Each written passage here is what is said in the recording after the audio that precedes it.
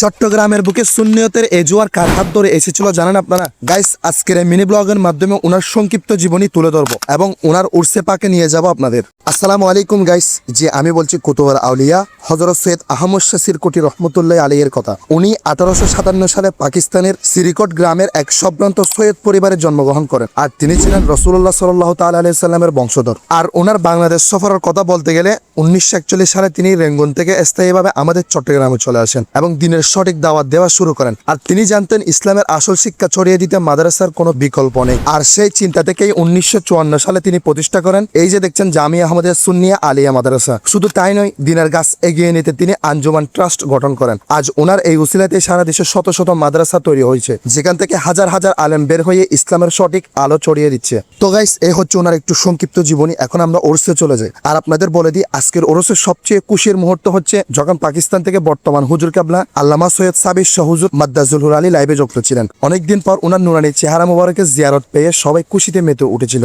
তারপর প্রিয় নবীজি সাল্লাল্লাহু তাআলা আলাইহি সাল্লামকে সালাতু সালাম জানানো হয় এবং বিশেষ দোয়ার মাধ্যমে আজকের এই বরকতময় ওরস মোবারক শেষ হয়। তো গাইস, আজকের এই ভিডিওটাও এখানে শেষ। ব্লগটি কেমন লেগেছে অবশ্যই জানাবেন। ভালো লাগলে আমার এই চ্যানেলটি সাবস্ক্রাইব করবেন, ফেসবুক থেকে দেখলে পেজটি ফলো করবেন। সবাইকে ধন্যবাদ। আসসালামু আলাইকুম। দেখা হবে নতুন কোনো ভিডিওতে।